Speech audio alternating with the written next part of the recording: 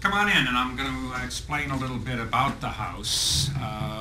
It's become sort of famous in Fredericksburg in the sense that it was photographed in 1864 by James Gardner, and a photo of it appears in several books. Built in 1855, there were two duplexes and a single, all done by the same builder.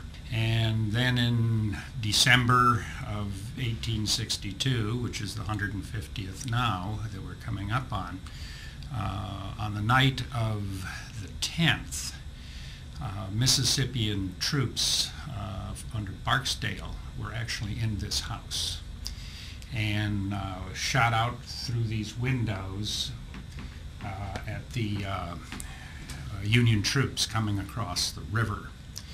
And there's actually some blood stains on the floor behind this couch. This has never been checked. I mean, you'd have to, do some kind of analysis. But if you look at the reddish-black color and how it's just sort of bled, if you want to call it that, into the grain. And I suppose that at the time of the Civil War, these may not have been finished floors. So my suspicion is that it was from shooting.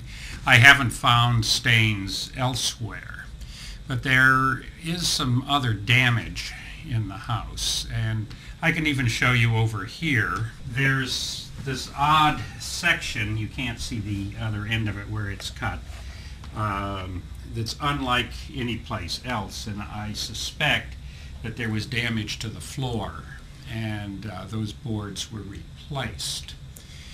You can see here where this was patched and another section up there. And some people who did a review of the house from Historic Fredericksburg Foundation a few years ago suspected that that was from damage during the war, and it was just, patched and replaced. It took damage because of these Mississippians that I talked about that were not only in this house, but in rifle pits across the street and so forth.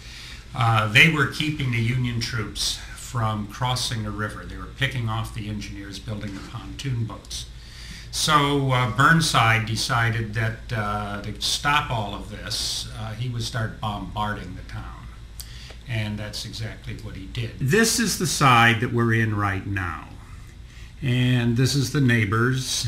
And it was built as a duplex, even from the get-go. But you can see certain shell holes in here, broken out windows. The stairs are gone on both of these.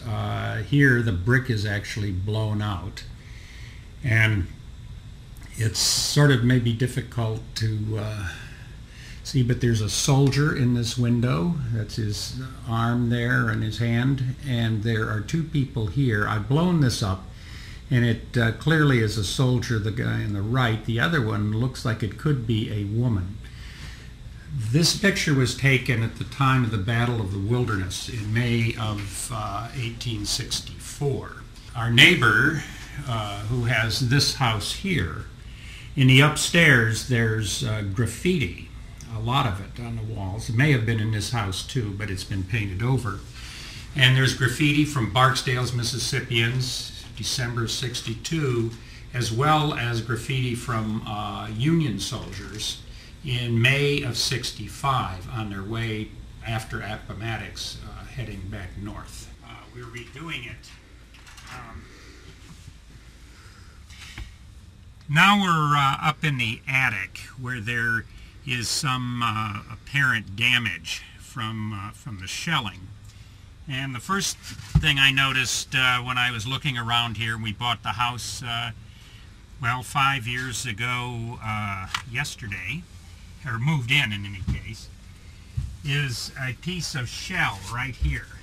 There's this piece of shell, and I can't get it out, and I don't really want to. I think it should just stay there for forever. And there's other damage over here. All right, you can see here, I think that it was probably a shell came in and hit here. And the most obvious place is right up here, into the rafter, and then it maybe came down.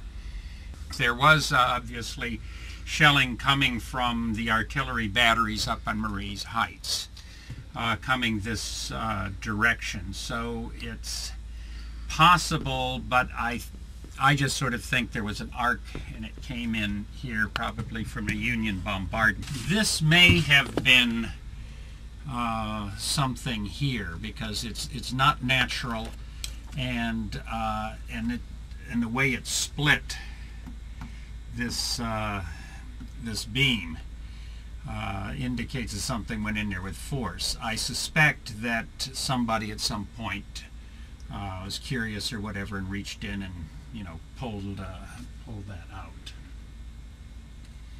And